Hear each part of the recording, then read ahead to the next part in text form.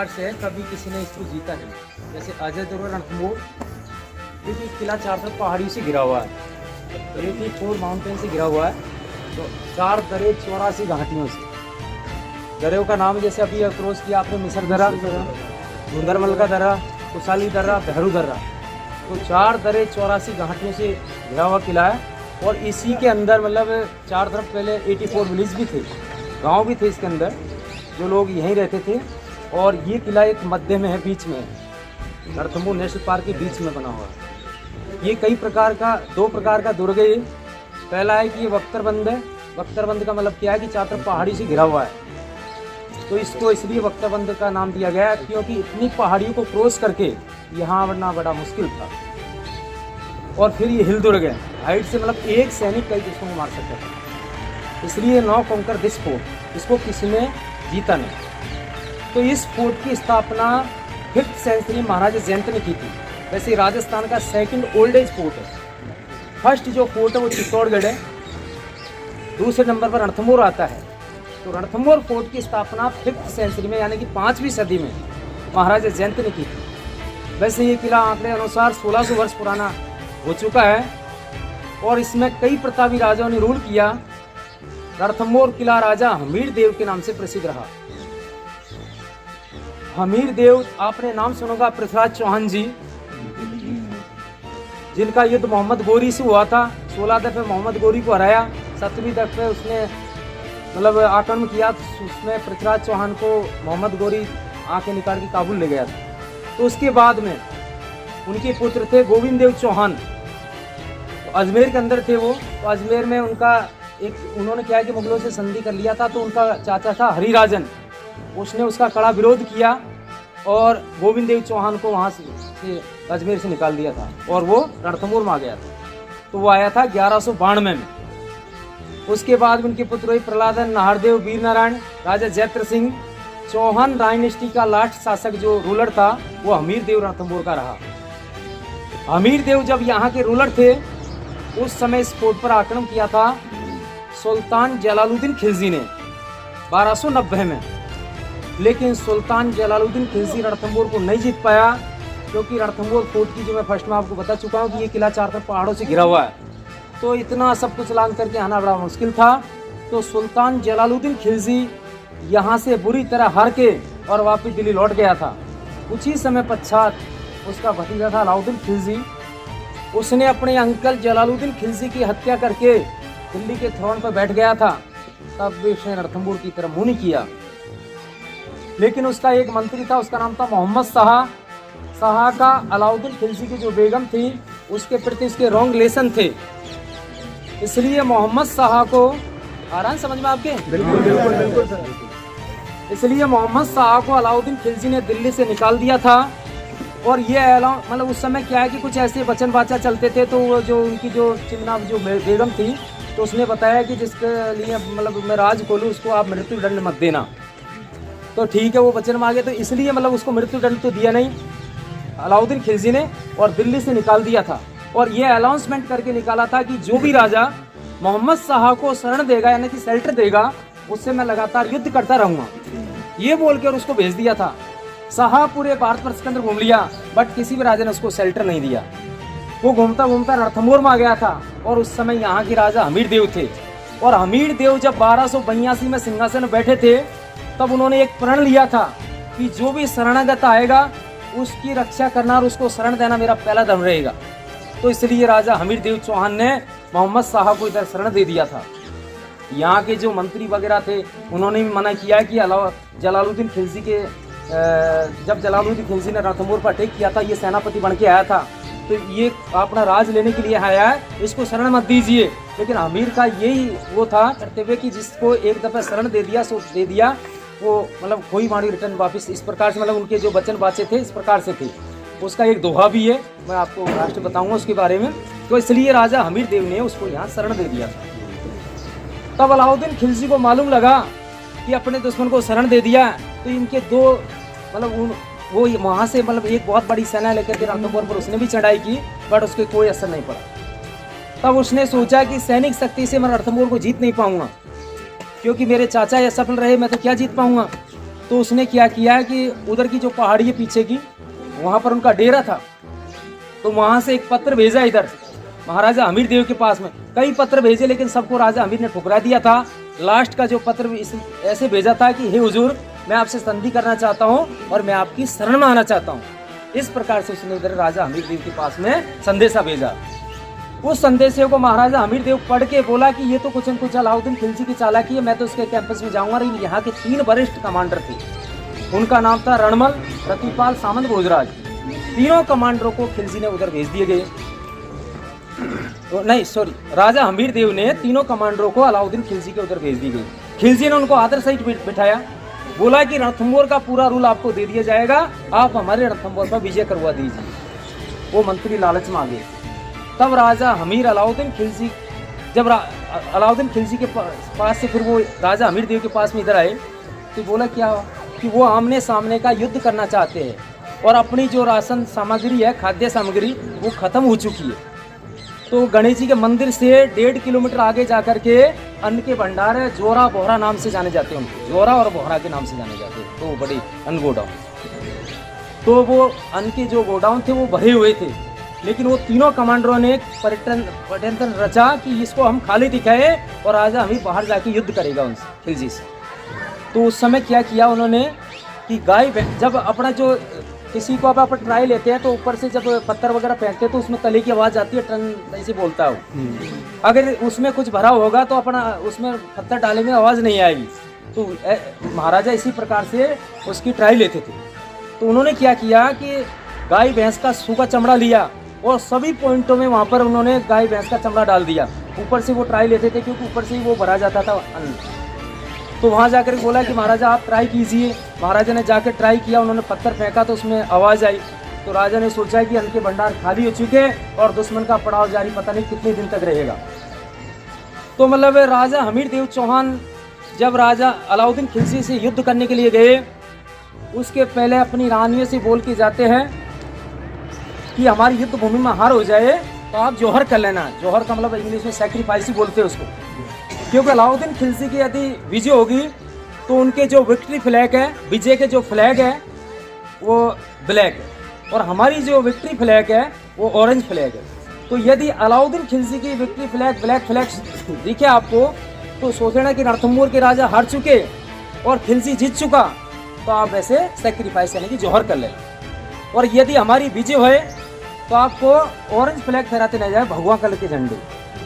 तो आप सोच लेना कि रणथंबोर के राजा जीत चुके तो आप वेलकम की तैयारियां करें। ये बोल के युद्ध में चलते। उस युद्ध में राजा हमीर देव की ही विजय होती। 2 दिन तक घमासान युद्ध चलता है रणभूमि में। लास्ट में हमीर देव चौहान की विजय होती है, खिलजी हार जाता है। लेकिन बताते हैं कि उस समय कई लोग ये भी बताते हैं कि खुशी खुशी में वो ब्लैक फ्लैग उनके जो दुश्मन के झंडे छीन करके रणथंबोर तुरंत की ओर दौड़े, तो रानियों ने इधर जौहर कर लिया। उधर से किंग हमीर देव अपनी विक्ट्री को लेकर तीनों कमांडो के पीछे दौड़ते आते हैं। उनमें से एक का हेड हाथी पोल पर जो चेहरा लगा हुआ उसी समय उसका हेड ऑफ कर दिया, बाकी मेमोरियल स्टेचू लगा दिया वहां पर। आज भी लोग उसके पत्थर मार देते, पीपल थ्रो स्टोन, तो उसके हेड को वहां काट दिया। बाकी ऐसी किंवदंतियां हैं कि बताते हैं कि अगला जो गेट आता है गणेश पोल, वहां पर हमको वहाँ घोड़े के पैर के स्थान भी है। अब वो हमको बताना पड़ता है क्योंकि भाई वो चिन्ह है कैसे बने, तो वो तो हमको बताना पड़ता है। टूरिस्ट पूछेगा भैया ये कैसे हुआ, तो हमको उसको कुछ न कुछ बताना पड़ता है। तो उसको हमको ऐसे बताना पड़ता है कि जब ये रणमल का हेड किंग ने उधर काट दिया था, बाकी 2 कमांडर सामंत, भोजरा, रतिपाल दोनों गणेश गेट को बंद कर देते। जब वो इसलिए बंद करते हैं कि एक को तो मार दिया हमको मारेगा, तो दोनों गणेश गेट को बंद कर लेते हैं। जब राजा को गेट बंद मिलता है और उनको जल्दी पहुंचना रानियों को बचाने के लिए पैलेस के अंदर, क्योंकि मैं जौहर को रोक सकूँ तो अच्छा रहे, तो बताते हैं कि भगवान शिव से जब वो आराधना करते हैं कि हे भगवान, अपना जो कुछ हो जाता है या कुछ भी हो जाता है तुरंत भगवान से रिक्वेस्ट करते हैं। अपन भी भगवान से तो करते हैं। तो उसी समय जब उन्होंने अपने इसलिए भगवान शिव से रिक्वेस्ट किया कि हे भगवान, आज मेरे घोड़े को इतना पावर, इतना शक्ति दीजिए आप, जो इस हिल को क्लाइंबिंग करके मैं रानी पैलेस पर पहुँच जाऊँ, रानियों को सुरक्षित बचा सकूँ। तो बताते कि भगवान शिव ने उस समय उनके घोड़े को पवन पावर दिया। पवन वेग के आधार पर उनका हॉर्स वहाँ से फ्लाई करके महाराजा रानी पैलेस पर पहुँच गए, लेकिन महारानियाँ उसके पहले ही जौहर कर चुकी थी, उनको बचा नहीं पाई। उनकी जो बेटियां थी उन्होंने जल जौहर कर दिया, जिसको पद्मला के नाम से अपने बोलते हैं, पद्मावती तलाव। तो उसमें जितनी भी उनकी लड़कियां थी अनमेरिड, उन्होंने जल जौहर कर लिया। मतलब जौहर 2 प्रकार के है, अग्नि जौहर, जल जौहर। तो हमारे जो पूरे राजस्थान के जो किले हैं उसके अंदर मतलब कोई से भी फोर्ट के अंदर जल जौहर नहीं आया, सिर्फ रणथंभौर में हुआ है। जिन्होंने उनकी जो बेटी थी पद्मलाबाई, पारसमणि ऐसे क्यों दिया कि पारसमणि को लेके उस तालाब में डूब गई। तो मतलब जली राजा वहाँ पहुँच जाते हैं, सो जली हुई रानियों को देख करके राजा बड़े निराश हो जाते हैं और उनके मन के अंदर एक विचार बनता है कि मेरी सब रानियाँ जल चुकी है, तो इनकी आत्मा को शांति दिलाने के लिए मेरे को कहीं जंगल में जा करके तपस्या करना होगा, तो इनकी आत्मा को शांति मिलेगी। तो उस बहाने से वो बैक साइड का गेट है सतपोल गेट, वहाँ से जा रहे थे, बीच में एक शिव मंदिर आ जाता है। उनके मन के अंदर एक विचार बनता है कि चलते समय एक दफे भोलेनाथ के दर्शन तो कर ही लेते हैं। तो उस बहाने मंदिर में जाते हैं, वो वहाँ जा करके अपना शीश नवाते हैं। शीश नवा के जो खड़े होते हैं तो उनके आंखों में आंसू भर आते हैं। उनकी आंखों में आंसू इसलिए भरते हैं कि एवरी डे जब रोजाना वो दर्शन करते थे शिव जी के, तो कुछ फूल वगैरह भगवान के शिवलिंग के अर्पित करते थे। वो दिन उनका इतना दुखी दिन था जो मतलब वो कुछ भी उनके अर्पण नहीं कर पाए। तो उन्होंने, राजा हमीर देव ने क्या किया कि अपना जो शरीर है उसको एक फूल का पौधा माना, अपनी गर्दन को फूल माना। तो उसी भांति जैसे फूल को तोड़ करके अपने भगवान के चरणों में अर्पित करते हैं, उसी भांति अपनी तलवार से काट करके अपना सिर और फूल की भांति भगवान शिव जी के शिवलिंग पर अर्पित कर दिया। उस समय बताते कि भगवान शिव स्वयं प्रकट होकर बोले, राजन ऐसा मत कीजिए, ये तो किसी ने धोखाधड़ी करके रॉन्ग फ्लैग फहराया, इसलिए आपकी रानियों ने जौहर व्रत किया है। इस हेड को आप वापस लीजिए। जैसी आपकी रानियां हैं, जैसे आपके सैनिक हैं, सब लोगों को मैं पुनर्जीवन दान देता हूँ। लेकिन हमीर देव बड़ा हठी राजा था, उसने मना कर दिया कि एक दफे मेरे सिर को काट कर आपके चरणों में अर्पित कर दिया है, इसको मैं कदापि वापस ले लूंगा, प्राण जाए लेकिन वचन नहीं दूंगा। तो अपनी हट के बारे में भोलेनाथ को एक दोहा भी सुनाया। वो दोहा इस प्रकार से रहता है, सिंह गमन सतपुरुष वचन कदली फलिगवार, प्रिया तेल हमीर हट चंडे न दूजी बार। हमीर का जो हट था इस दोहे के माध्यम से था। सिंह गमन का मतलब होता है कि लॉयन जो बब्बर शेर रहता है उसकी लाइफ में एक दफे संभोग करता था, उसकी लाइफ में एक दफे ही बच्चा पैदा करता था, लाइफ का मामला था उसको। सत्य पुरुष वचन, सच्चा जो महापुरुष रहता है उसके मुंह से जो वचन निकल के खोई वाणी को रिटर्न वापिस नहीं लेता था। कदली फलिगवार, कदली यानी केला होता है, केले में उसकी लाइफ में एकदम ही फल लगता है, दोबारा नहीं लगता है। प्रिया तेल, जब अपनी बहन बेटी की जब शादी होती है उस समय हल्दी तेल फिर राउंड उसकी लाइफ में एक दफे डलते हैं, दोबारा नहीं डलते हैं। तो इन चारों बातों से राजा हमीर का हट था। तो राजा हमीर को भोलेनाथ सब कुछ वापिस दे रहे थे, लेकिन उन्होंने मना किया तो हट हो गया। तो राजा हमीर देव चौहान ने अपनी हट के कारण अपने प्राण तक न्यौछावर कर दिए थे। आज भी हमीर हट के नाम से रणथंभौर किले को जाना जाता है। और जीते जी किसी भी दुश्मन को किले के अंदर प्रवेश नहीं दिया था। राजा हमीर देव ने स्वयं अपना आत्म बलिदान मानेंगे, उसको बलिदान कर लिया। उसके बाद में अलाउद्दीन खिलजी इस फोर्ट के अंदर आ गया था 1301 में। और राजा हमीर ने जो अपना हेड चढ़ाया था 10 जुलाई सोमवार 1301 और 11 जुलाई मंगलवार 1301 को अलाउद्दीन खिलजी का रूल रणथंभौर में हो गया था। इस प्रकार से मतलब इसकी हिस्ट्री है। वो जो भी आता रहेगा मैं आपको बताता रहूँगा, आप चलते रहेंगे। इसमें काफ़ी सारे पॉइंट देखने लायक। इसी फोर्ट के अंदर जो गणपति मंदिर के बारे में आप जानते हो कि त्रिनेत्र गणेश जी है, पूरे हिंदुस्तान के अंदर प्रसिद्ध मंदिर है। तीसरा जो नेत्र उनका बुद्धि का, सबको बुद्धि प्रदान करता है। रिद्धि और सिद्धि की 2 पत्नियां, शुभ लाभ 2 पुत्र है। भगवान गणपति रणथंभौर के अंदर स्वयं प्रकट हुए हैं, इसलिए इनकी बहुत मान्यता है। और बताते हैं कि रणथंभौर गणेश जी को हेड ऑफिस माना गया, सब जगह इनकी ब्रांच है। प्रथम जो निमंत्रण पत्र इधर ही आता है, जो अपने शादी के टाइम पे गणपति जी को इनवाइट करते हैं, जिसका इन्विटेशन जो कार्ड लिखा जाता है वो बाई पोस्ट यहाँ पे। सर इनका जो प्रमाण तो वो तो बहुत मतलब ओल्ड बताते हैं कि 6500 साल पहले गणपति रणथंभौर के अंदर स्वयं प्रकट हुए है। और मतलब इस किले की जो रचना है, संरचना है, वही तो बहुत पुराने समय से ही हो चुकी थी। ऐसे मतलब हमारे लेख में है, ये सब चीज़ें लेख में है। हमारी पुरातत्व विभाग के पास में वो चीज़ नहीं है, लेकिन जो ये लेख हमारे पुराने ने उसमें ये भी लिखा हुआ है कि रणथंभौर जो किला है ये अपने भगवान राम के रूलर टाइम में बन चुका है। इसका जो संरक्षक उस समय हो गया, क्योंकि जब राम भगवान जब लंका को जीत करके और अयोध्यापुर में आ जाते हैं तो अयोध्यावासी पूछते हैं कि ये भगवान हमें ये बताइए कि लंका कैसी है। तो राम भगवान बोलते हैं कि लंका तो अब उसका मैं क्या वर्णन कर सकता हूँ, वो तो सोने की लंका है। वो हट लगे सब कि आप तो उस पर विजय प्राप्त करके आए, हमको ये तो बता दीजिए कि लंका कैसी है। तो भाई जब वो हट लग गए तो हनुमान जी से बोला राम भगवान ने कि ऐसा कर कि लंका एक समुद्र में आइलैंड पे है, टापू के अंदर है ना, उसके चारों तरफ पानी है, द्वीप में है। तो इस प्रकार से एक सिंगल हिल देखो आप और वहाँ जा करके लंका का वर्णन करो आप, तो बताते हैं कि हनुमान जी को ऐसा कोई भी सिंगल हिल नहीं मिला, वो रणथंभौर में इधर आया था। यहाँ आकर के उन्होंने लंका का वर्णन किया। लंका के भी 4 गेट है, 4 इसके, नौलखा पोल, सूरज पोल, दिल्ली पोल और सत पोल। तो इस प्रकार से इसका तो मतलब वर्णन पहले ही हो चुका है। तो गणपति मंदिर भी बहुत पुराने समय से ये सब ऐसा, जो ये दीवार, इससे कई तरह के बेनिफिट होते हैं। इससे क्या है कि फर्स्ट बेनिफिट ये है कि दुश्मन को वहाँ से गेट नजर नहीं आएगा, अपन भी वहाँ खड़े होंगे तो अपन गेट नजर नहीं आया, गेट किधर किधर ना। दूसरा बेनिफिट है, अगर दीवार नहीं होती तो सीधा हाथी रनी मार के गेट को तोड़ देता।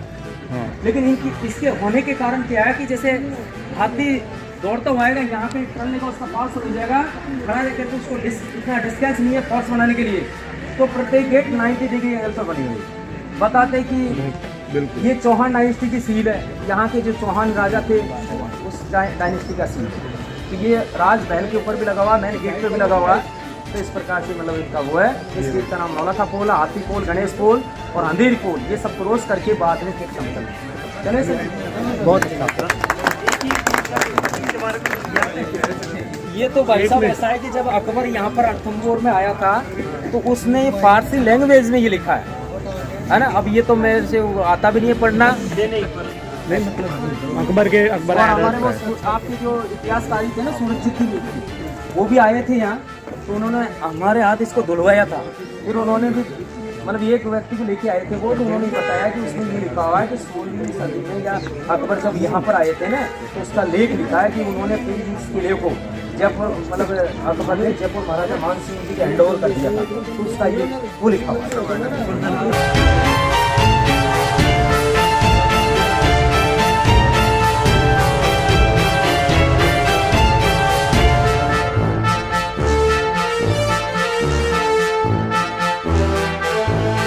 मकान बनाते हैं उस समय 5 पत्थरों नींव में डालते हैं। जब किले की स्थापना हुई तो 5 देव की स्थापना की गई है। ये हनुमान जी है, गणपति है, माँ भैरवी है, भैरव शिवलिंग है। इस प्रकार से रणथंभौर किले के अंदर 25-30 मंदिर हिंदू धर्म के हैं। एक जैन मंदिर है, फोर्ट के अंदर 2 दरगाह भी है। फोर्ट का जो सराउंडिंग एरिया है वो 7.5 स्क्वायर किलोमीटर के एरिया में फैला हुआ, 7.5 किलोमीटर के एरिया में रणथंभौर किला है। जय हो महाराज।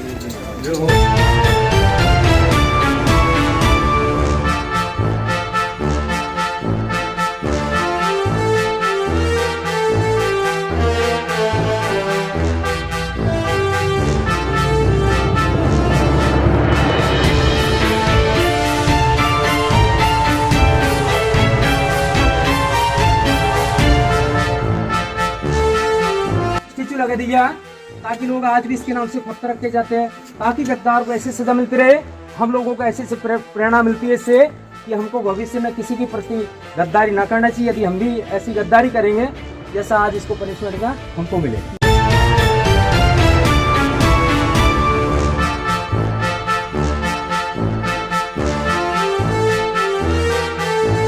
दोनों गेट क्रॉस किए कि दुश्मन दोनों गेट को क्रॉस करके यहाँ तक भी आ जाएगा, यहाँ करके वो कंफ्यूज हो जाएगा किधर जाना किधर नहीं जाना। ये तो लोग जा रहे हैं कुछ सीढ़ियाँ इस प्रकार से हमको लग रहा है, तो मतलब इनका जो मुंह है इधर ये भी वही 90 डिग्री एंगल पर बना हुआ है ना। और मतलब यहाँ आकर के वो खड़ा हो जाएगा कितनी देर, ऊपर से सब वो गन पॉइंट बने। देखिए उस समय गन नहीं थी, वहाँ से हॉट ऑयल, स्टोन, एरो वगैरह, तीर कमान वगैरह चला करके, तीर तलवार भाले की लड़ाई थी उस समय। वहाँ से गर्म तेल फेंकेगा, पत्थर फेंकेगा, तो एक सैनिक मतलब कई दुश्मन को मार सकता था। ये सब देखिए आप, ये देखिए ये वॉच टावर बने, वॉच टावर ये देखिए भैया, सुनो ये वॉच टावर है देखने के लिए, और उधर पहाड़ी के ऊपर वॉच टावर्स बने हुए ताकि यहाँ के सैनिक वहां तक रहते थे, ताकि दुश्मन की न्यूज देते, दुश्मन इधर से आ रहा नाराज। उस समय वॉकी टॉकी नहीं थी, वो क्या करते थे फ्लैग द्वारा ड्रम बजा करके, मसल जला करके इस प्रकार से यहाँ तक मैसेज दिया जाता था। ओके, अब ये जो मैंने बताया आपको कि रणमल का हेड किंग ने उधर काट दिया था, बाकी 2 कमांडर्स को बंद कर देते हैं, तो उनका जब घोड़ा चढ़ा था यहाँ से, तो घोड़े के चिन्ह, पैर के चिन्ह बनाए मेमोरियल, क्योंकि उनके हॉर्स को तो पवन बेग दिया था, बाकी मेमोरियल चिन्ह बनाए हम लोगों को बताने के लिए, वो इधर है। क्लाइंबिंग करके मैं रानी पैलेस तक पहुंचा और रानी को बचा सकूं, तो बताते कि भगवान शिव ने उस समय उनके घोड़े को पवन पावर दिया, उस हिसाब से उनका हॉर्स यहाँ से फ्लाई करके महाराजा रानी पैलेस तक पहुंच चुके थे, लेकिन महारानी उसके पहले ही जौहर कर चुकी थी। ये चिन्ह मेमोरियल बनाया हम लोगों को बताने के लिए।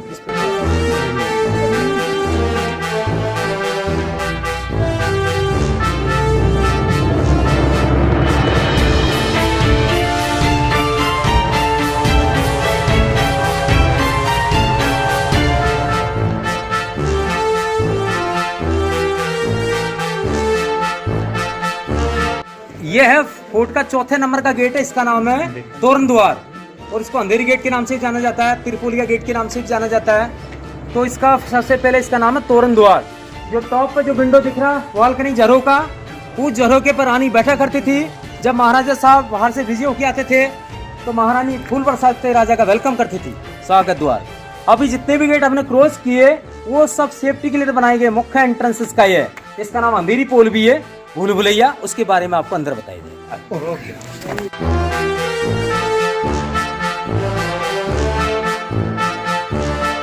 इस गेट का नाम अंधेरी गेट, भूल भुलैया गेट के नाम से जाना जाता है। इसका जो किले का जो मेन एंट्रेंस है, मेन जो दरवाजा है वो इधर है। इस गेट को ऐसा बनाया बिल्कुल गुफा टाइप में, टनल टाइप में, ताकि नाइट के अंदर इसमें बिल्कुल अंधेरा रहता है, वेरी डार्क। अगर मान लीजिए रात के टाइम यहाँ के गेट कीपर रूम, ये गेट कीपर रूम है, मान लीजिए कि रात के टाइम यहाँ के गेट कीपर रूम के अंदर सो भी जाए और दुश्मन तीनों चारों गेट को क्रॉस करके और अंदर भी आ जाएगा, उस समय गेट खुला रहता था और इधर एक गहरी खाई खोद रखी थी, अब तो उसको बंद कर दिया, पहले थी, और उस खाई को इस प्रकार से ढक रखा था लकड़ों से, पत्तों से, हल्की हल्की सी मिट्टी, ताकि शत्रु का एहसास न इधर खाएंगे। तो रात के टाइम गेट कीपर सोने के पहले क्या करता था, यहाँ ये जिंदगी बनी हुई देखो, यहाँ पर एक सिंगल डोर क्लोज कर, यहाँ पर एक सिंगल डोर लगाता था, ऐसे सिंगल दरवाजा। जब दुश्मन उधर से आएगा तो इस गेट को खोलेगा तो ये दरवाजा दोनों साइड खुल जाएगा। सिंगल डोर ऐसे रहेगा तो यहाँ से खोलेंगे ये पूरा मेन एंट्रेंस बंद हो जाएगा और सीधा उसका रास्ता समझ के खाई के अंदर जाके खत्म हो जाएगा। इसलिए इसका नाम अंधेरी गेट, भूल भुलैया गेट। आया समझ में आपने? और जो हरे मतलब हर दीवार के ऊपर ये भाले लगे हुए हैं, तो इसलिए कौन ये क्यों लगे, क्योंकि हाथी अगर हेड के मारेगा तो उसका हेड में चल जाएगा, हाथी घायल हो जाएगा। तो सुरक्षा की दृष्टि से रणथंभोर को कोई जीत नहीं पाया ऐसा। तो आप इधर चलेंगे, आप इसके बारे में आपको सबको याद हो गया? देखो मैं कुछ आपसे पूछ भी लूंगा, ठीक है? बताओगे ना? बिल्कुल बिल्कुल। सतपोल पीछे हाँ, सतपोल मतलब 7 पोल, इसको तो इसलिए बोला जाता है 1 2 3 7 तो मैं क्या है कि सभी प्रकार के देवताओं से यहाँ पर मतलब ऐसी मन्नत मांगी जाती थी, सब पूरा होता था। ये दूधिया पीर बाबा के नाम से है, दूधिया पीर बाबा के नाम से है। किसी माँ के स्तन में जब बच्चा बच्ची होता है तो उस समय इसके स्तन में दूध नहीं आता है, यहाँ दूध चढ़ाने से उनके दूध आ जाता है। ऐसी मान्यता आज भी लोग गुरुवार के रोज यहाँ दूध चढ़ाते हैं, ऐसी मान्यता है, उनकी मन्नत पूरी होती है। दूधिया पीर बाबा के नाम से जाने जाते हैं।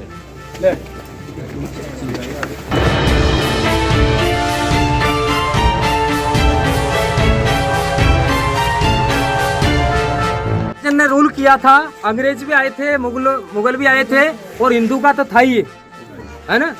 तो मतलब उसके जो ये जो तीनों डोम दिख रहे हैं, अलग अलग आर्किटेक्चर आपको, ये सिंबल है उनके, क्योंकि राइट साइड का जो सिंबल दिख रहा है आपको ये क्रिश्चियन है अंग्रेजों का, मिडिल हिंदू आर्किटेक्चर, लास्ट का मुस्लिम आर्किटेक्चर है। जब मुगल हमारे इंडिया के अंदर आ गए थे, उन्होंने हमको हिंदू आर्किटेक्चर ये दिया। हमारा पुराना हिंदू आर्किटेक्चर वो सामने देखिए आप, हाँ बिल्कुल, वो पुराना हमारा हिंदू आर्किटेक्चर वो है। साउथ में आप जहाँ भी जाओगे ऐसा ही मिलेगा आपको, बिल्कुल ठीक है। तो ये जब किसने बनाया था कि मतलब ये किला अकबर के अधीन हो गया था, अकबर ने इस किले को जयपुर राजा मान सिंह जी को दे दिया था। उसके बारे में आप जानते हो कि उनकी आपसी रिलेशन था जोधा अकबर का, है ना। हाँ। तो मतलब उनसे उनका संधि था। तो जब जयपुर महाराजा मान सिंह जी ने ये साइन दिया अलग अलग, क्योंकि ये बाद में वो अंग्रेजों को गुलाम थे, अंग्रेजों को भी दिया उन्होंने, तो ये अंग्रेजों का है। इधर का साइड का आपको हिंदू आर्किटेक्चर, लास्ट का मुस्लिम आर्किटेक्चर। तो वो तीनों डोम इसलिए बनाएंगे। ऊंचाई के हिसाब से क्या था, ऊंचा नीचा के हिसाब से? ऊंचा नीचा के हिसाब से तो ऐसा है कि लास्ट में क्या है कि अंग्रेज थे ना यहाँ, तो अंग्रेजों का ऊंचा बनाया, और वो मुगलों के भी थे, तो इसलिए मतलब पहले मतलब जब उन्होंने आर्किटेक्चर दिया तब उस समय यहाँ अंग्रेज थे। जब उन्होंने आर्किटेक्चर दिया तब अंग्रेज थे। ऐसा मकान का हिसाब है जो बड़ा वो बाद में। अब इसको सुपारी महल के नाम से जाना जाता है, सुपारी महल। सुपारी महल के नाम से जाना जाता है इसको। ये डोम में जो क्रिश्चियन आर्किटेक्चर, भैया सुनिए प्लीज, देखो ये सामने जो दिख रहा है आपको जो क्रिश्चियन आर्किटेक्चर है चर्च, ये मतलब इसको हम अभी जो वर्तमान में पुरातत्व विभाग इसको सुपारी महल बोलते हैं। सुपारी महल मतलब यहाँ पर पहले भी रूम था, लेकिन आर्किटेक्चर तो बाद में चेंज किया। जब भी राजा की जो भी गेस्ट वगैरह आते थे, जैसे अपन सौंफ सुपारी दे करके उनका साहित्य करते हैं ना, तो इस प्रकार से यहाँ सौंफ सुपारी दे करके उनका आदर साहित्य कार्य करते थे। तो इस सुपारी महल इसको इसलिए नाम दिया गया, ठीक है। और ये सब वो गन पॉइंट बने हुए हैं, मतलब एक सैनिक कैदी उसको मार सकता था, और इधर से हम छोड़ सकते थे, बाहर से किसी प्रकार का अटैक नहीं हो पाएगा, ऐसे स्लोप पे बनाए गए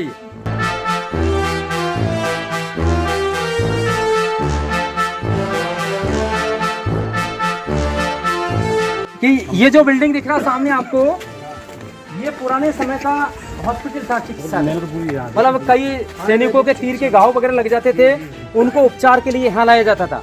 तो उस समय क्या है कि जैसे वो ओखड़ी मूसड़ में कूट करके दवाई पीसी जाती थी, तैयार की जाती थी। पहले तो यहाँ ओखड़ियाँ पड़ी थी, इसके अंदर रख दी उनको, अंदर रख दी इस रूम के अंदर। हाँ, तो ये एक हॉस्पिटल था ये पुराने समय का। और ये जो दीवार है ना, जो अपन आए, ये पूरी दीवार ऐसे चार तरफ ये इसकी पूरी प्राचीर 7.5 किलोमीटर के एरिया में है।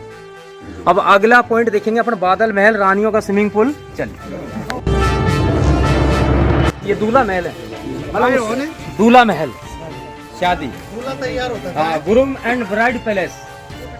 मतलब उस समय सैनिक इस किले के अंदर रहते थे, जैसे उनके शाम की शादी ब्याह होते थे यहाँ से होते थे, इसलिए इसका नाम दूल्हा महल रखा गया। और कई लोग क्या है कि जैसे महाराजा के पास में गेस्ट बन के जासूस के रूप में भी आ जाते थे यहाँ पर, तो उनको क्या है कि यहीं ठहराया जाता था, कौन जासूस है, कौन अच्छा मेहमान है, तो उसको 4-5 दिन तक यहाँ रोका जाता था इसके अंदर। वो सोचता है कि मेरे को बहुत अच्छी जगह पर रोका है, तो 4-5 दिन में उसकी परीक्षा ले ली जाती थी, कौन जासूस है, कौन अच्छा मेहमान, क्योंकि अपने पास में कोई 4-5 दिन रुक जाएगा तो आप भी उसकी जांच ले लोगे। तो इस प्रकार से जांच लेकर के वास्तव में वो गेस्ट ही है, उसको तो राजा के पास में एंट्री दी जाती थी, वास्तव में वो जासूस ही है, उसको फांसी पर लटका के खत्म कर दिया जाता, फांसी करे इसके आगे जाकर सूरज पोल की तरफ। तो वो एक चलनी है, अच्छा माल अपने पास में और बुरा तो वो है। तो फांसी घर थोड़ी दूर जाती है, वो भी देखेंगे, वो तो भी देखोगे। चलो,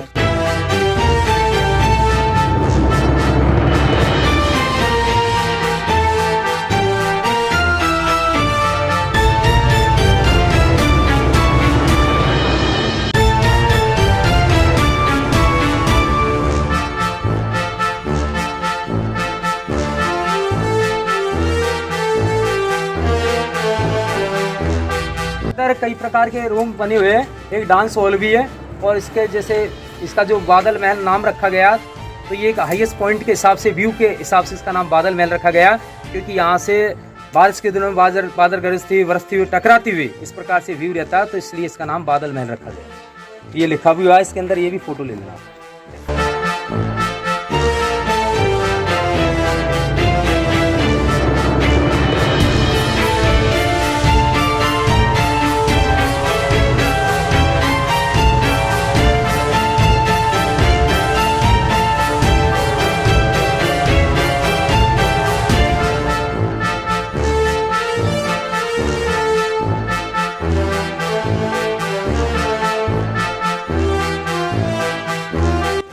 ये डांस हॉल है, जैसे शीश महल जयपुर के अंदर है, इस प्रकार से शीश महल है।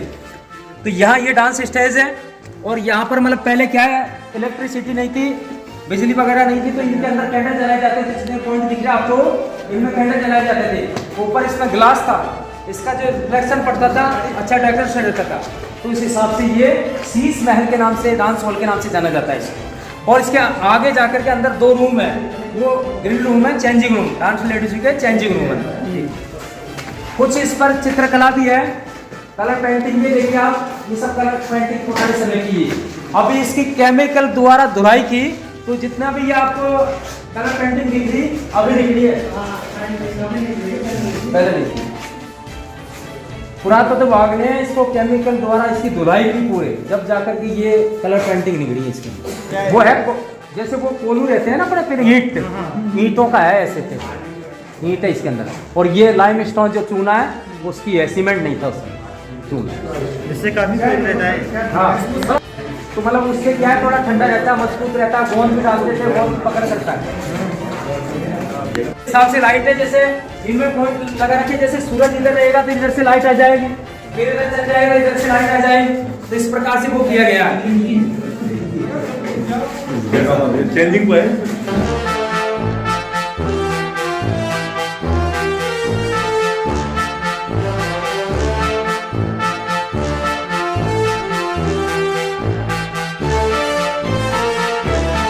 ये चेंजिंग रूम है। हाँ, ये चेंजिंग रूम, मतलब उस जमाने का वो महल है। तू जो पे अपन 5-7 स्टार होटल है ना जे को लगे वो भी नहीं लगती। वो भी नहीं लगती। अरे यार ये तो चीज है यार। चीज की बात है, दिमाग ला के आप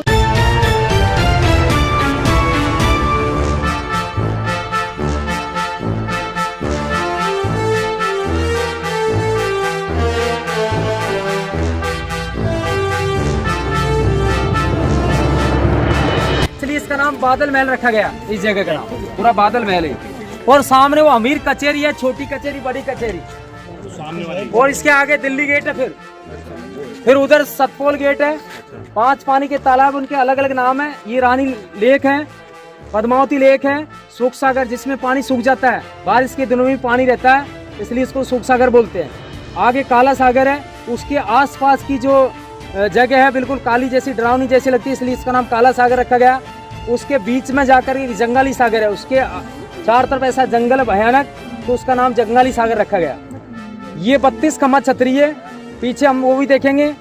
और एक छतरी फिर गुप्त गंगा की तरफ है, जोरा बोरा की तरफ। हाँ शिवलिंग है, वो भी नहीं। और ये आप जानते हो कि पद्म लेक है, दूसरा लेक राजबाग लेक है। ये टाइगर का एरिया, कभी कभी टाइगर यहाँ से भी दिख जाता है पानी पीते हुए। वो बैठे हैं ना, वो तो हिरण है, हिरण। और ये सामने जोगी महल है, देखिए भैया इधर देखो, जोगी महल ये सामने है। ये वाला जोगी महल रेड कलर का जो बिल्डिंग दिख रहा है, इसके बाजू का जो पेड़ दिख रहा है, हमारे इंडिया का second old age banyan tree है, बैनियन वर का झाड़, ओल्ड एज। और ये जोगी महल के बारे में मैं बताता हूँ आपको कि ऐसा कोई नहीं बताएगा आपको। ये जोगी महल जो दिख रहा है ना आपको, यहाँ क्या है कि पहले एक महात्मा जी रहते थे, उसकी घास की एक झोंपड़ी थी। राजा के पास में रोजाना वो भिक्षा लेने के लिए आता था, राजा कुछ उसको पैसा वगैरह देता था, उसके पास में बहुत इकट्ठा हो गया। महाराजा से उसने बोला कि महाराजा मैं इनको क्या करूंगा, तो राजा ने उसी की संपत्ति से उसी की याद में जोगी महल बनाया। एक जोगी जी थे, तो उसकी याद में जोगी महल नाम रखा गया इसका।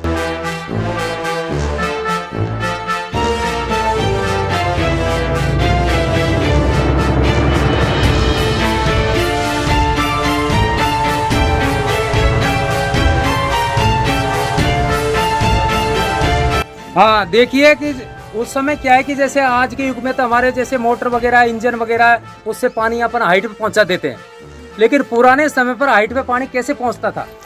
जैसे वहां पर मैंने आपको कुआं बताया, तो कुएं में ऐसे इस प्रकार से ढाना रहता है, ढाना जानते हैं ना अपन, ढाना ढाना, तो उसमें क्या है कि वो रेड सिस्टम रहता है, चक्रव्यूह, जैसे ऐसे वो भर के उसमें गिर जाएगा। फिर वहां से क्या है कि मिट्टी का पाइप लगाते थे अंदर, पहले मिट्टी के पाइप थे, तो वो गार्ड करके यहाँ कुआं खोदते थे। ये भी कुआं था उस समय का, यहाँ कुआं खोदा जाता था।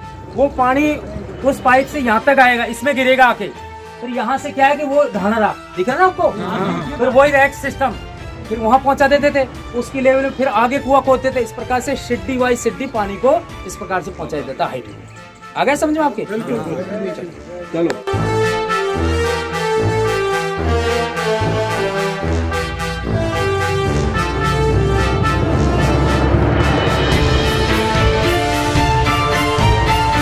हाँ जी सुनिए, देखो यह है 32 खंभों की छतरी, 32 पिलर छतरी। ये मेमोरियल बनाई है राजा हमीर देव के पिताजी राजा जयत्र सिंह चौहान ने रणथंभौर में 32 ईयर रूल किया था, 32 वर्ष शासन। उसी याद बताते कि राजा हमीर देव ने अपने पिताजी की याद में 32 खंभा की छतरी बनाई थी। और ये हवन कुंड था महाराजाओं के समय का। तो ये अष्टकोण देख लीजिए आप, 16 स्वर इसके अंदर, 16 स्वर ये दिख रहे ना आपको, ये धारियां, ये 16 है और ये अष्टकोण है। तो ये हमारे हिंदू काल में था हवन कुंड। जब मुगल आ गए थे उन्होंने ये फाउंटेन बनाया, फिर बाद में फाउंटेन के साथ ऐसा। और ये पूरा जो आर्किटेक्चर बाद में सब पूरा चेंज हुआ, देखिए आप। हाँ, और इसके अंदर अंडरग्राउंड एक शिव जी का मंदिर है, बहुत बड़ा शिवलिंग है। लाइफ में आप पहली बार देखोगे डबल जलधारा में, डबल योनि में है शिवलिंग। तो बहुत बड़े बड़े आपने देखे होंगे, आपके टूरिस्ट भी कहीं देख के आएगा, लेकिन आप उसको ये बताओ कि यहाँ डबल योनि में शिवलिंग है।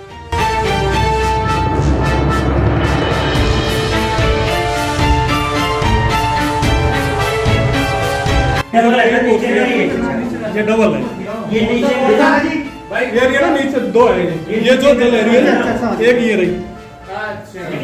अब निकलते जा भैया।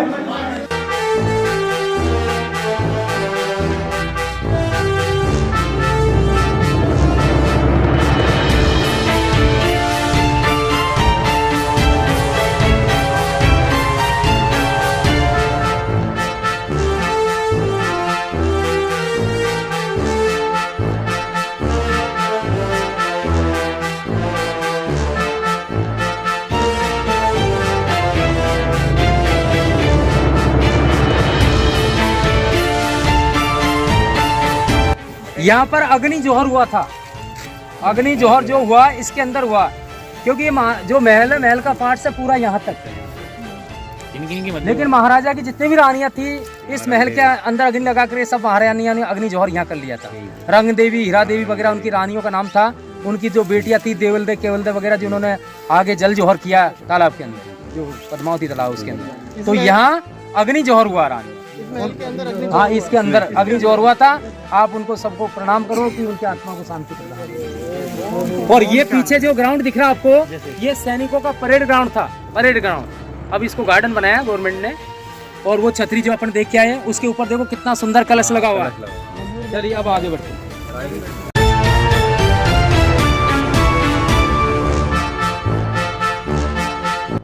यहाँ के जो नगर सेठ जी थे उसकी हवेली है ना, तो पता नहीं कहीं। ये नगर सेठ जी की हवेली थी। जैन कासलीवाल यहाँ के नगर सेठ जी थे, उनकी हवेली है, सामने दिख रहा है आपको। और इसके आगे जाकर के अपन देखेंगे पद्मावती तालाब और रणथंभौर नाम कैसे पड़ा। चलिए, सीक्रेट टनल जो पैलेस तक जाती है, अगर मान लीजिए दुश्मन मेन गेट से अंदर पास भी हो जाएगा, फोर्ट के अंदर एंट्री ले लेगा, तो राजा रानी चुपके यहाँ से बाहर रहते थे। ऐसे सेफ्टी के लिए सुरंग बनाई गई है।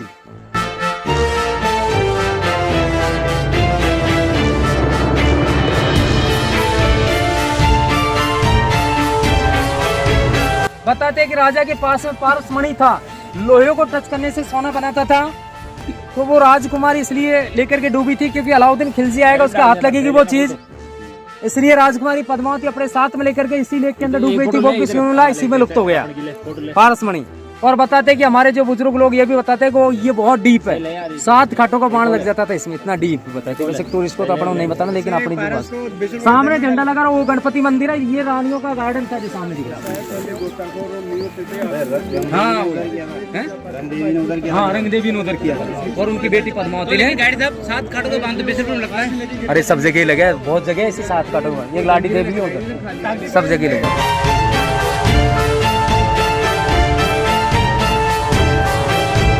देखो रणथंभौर का जो नाम कैसे पड़ा, कई लोग कई किताब अलग अलग हिसाब से बताती है। एक किताब हमारी ये भी बताती है कि राजा रणथंभौर देव ने इस रणथंभौर को बनाया था, इसलिए इसका नाम रणस्तंभपुर है ना। और इसको रणस्तंभौर भी बोलते हैं, गढ़ रणथंभौर भी बोलते हैं, रणथंभौर भी बोलते हैं। तो इसका जो बेसिकली नाम पुराना है वो आपके सामने चीरन हो जाएगा। आपके सामने की बात है प्रैक्टिकल कि इसको जैसे इसका नाम कैसे पड़ा। तो इधर का जो दिख रहा सामने आपको, वहाँ लड़ाई होती थी, उसको रण बोलते हैं। उसका जो एरिया है वो बिल्कुल फ्लैट है, 5 करोड़ का एरिया है, वहाँ लड़ाई होती थी, उसको रणभूमि बोलते हैं। तो 1 किलो का रण, ये किले की लास्ट बाउंड्री वॉल है।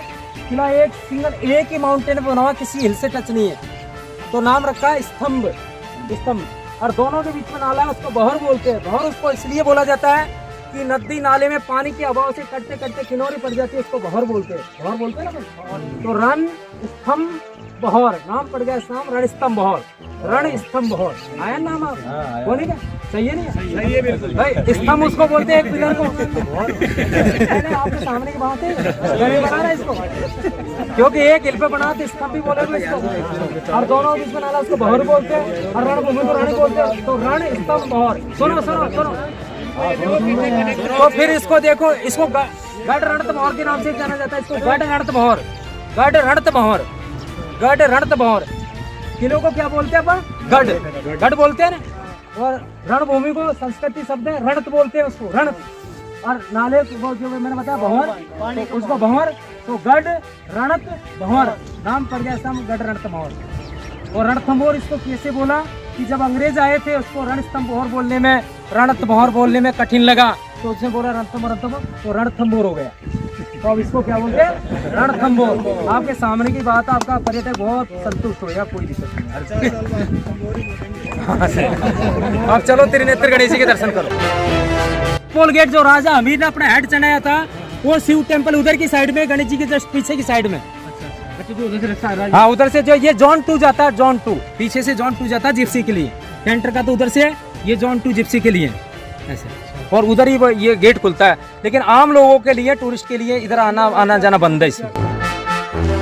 ये राजा अन्नपूर्णा देवी की पूजा भी यहाँ करते थे।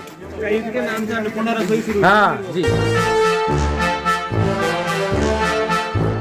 कहीं भी नहीं है, बिल्कुल पिचिंग इसका कितना वो है। मतलब चौकड़ी देखो आप, अंदर शरीर डालेंगे। ये जिन्होंने वस्त्र पहन रखे वो अन्नपूर्णा माँ है। इधर साइड में खड़ी सी है। यहाँ छतरिया दिख रही, वहाँ अग्नि ज्वार हुआ तो वो रणभूमि में से ब्लैक फ्लैग दिखा तो वहाँ अग्नि ज्वार रानियों ने कर लिया था। और वो महल का बैक साइड है। ये जो सामने वेरी हैवी दीवार लगा रखी है, देखिए सामने लगा रखी है ना, तो रणभूमि में से इस एंगल से वो महल नहीं नजर नहीं आता, उसकी विंडो सिर्फ उसी एंगल से महल के विंडो नजर आते हैं। तो वहाँ मतलब एक हैवी दीवार, बड़ी दीवार लगाई है, तो उधर से जो भी अटैक होगा ये दीवार रोकेगी। मान लीजिए पहले क्या कि छोटी तोप रहती थी, वो पत्थर के गोले वाली, ये तो शुरू से चलती आ रही है। गन पाउडर वाली तो बाद में आई। तो मान लीजिए कि हाँ, तो वहाँ से अगर मान लो वो ऐसे उसको देगा तो इसमें आकर के लग जाएगा। और मान लीजिए कि महल इसके उछाल के देगा तो महल के उस पार निकल जाएगा गोला। ठीक है, तो सुरक्षा के लिए ये मतलब ये दीवार लगाई गई है। तीर का भी रहता था, गोपेन भी रहता था, और एक छोटी तोप भी रहती उनके पास में, जो पत्थर का गोला उसमें रहता था। लोहे के गोला वाला तो बाद में आया, गन पाउडर के साथ चलता था। बाहुबली में ना वो हाँ, वो बारूद नहीं था उसका। बाहुबली वाले ये तो राणा सांगा के कितने घाव हुए थे शरीर के अंदर? 80 घाव को भरने के लिए रणथंभौर आया था। तो 1527 से 1509 से 1527 तक राणा सांगा इधर रहा उपचार के लिए, फिर यहाँ से वहाँ गया था। तो ये गन पाउडर तो पहले ही आ चुका था, बाबर पहले ही आ चुका था।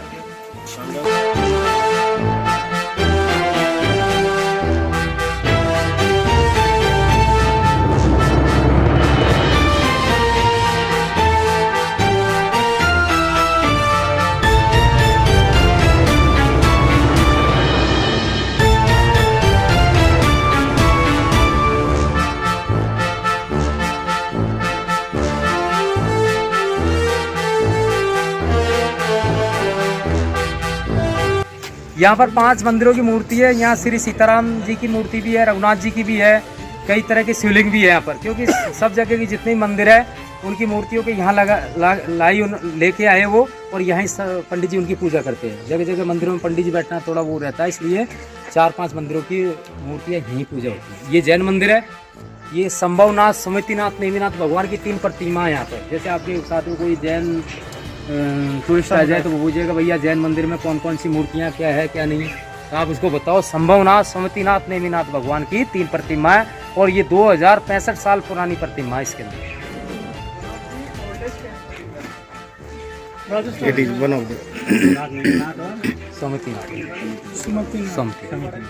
शिखर है वो ऊपर, वो राउंड का वो है विमान है ना, और ये छोटे छोटे जो शिखर बने हुए उरु क्या बोलते हैं, उरुश्रंग है ना। फिर आगे जो वो बना हुआ जो नए उनसे वो है आपका सभा मंडप। इसके नीचे होता है गर्भगृह, चारों तरफ प्रदक्षिणा पथ है ना। और जो मेन है जो ये जिनको अपने दालान बोलते हैं, दालान यानी प्रांगण, वो तो ये प्योर नागरसैनी का मंदिर बना हुआ है। से एडॉप्ट किया। तो आप बिसल देव टेम्पल भी देखिए जो अनोराज का टाइम का बना हुआ है। वो भी जो टोडराई सिंह के जो टेम्पल है ना वो भी काफ़ी पुराने हैं, तो वो लाइक इसी शैली में बने हुए हैं वो। हाँ, फिर धीरे धीरे एक और खजुराहो जो ये बीच वाले जो थे ना, कौन से थे, सोलंकी थे या कौन से थे एमपी में जिन्होंने ये वर्मन चंदेलों ने एक और नई चीज शुरू करी थी, वो ऊपर उठा के एलिवेशन देके चबूतरे पे मंदिर बनाना। वो उनकी खासियत है। अपने राजस्थान में ज्यादा बड़े ऊंचे चबूतरे पे कोई मंदिर नहीं है। फिर उन्होंने कहाँ से सीखा? चालुक्यों से। चालुक्य ने साउथ वालों से, पल्लव, पांड्या वगैरह उनसे। साउथ में कोई सा भी टेम्पल आप जाना वो ऊंचे चबूतरे पे बना होता है।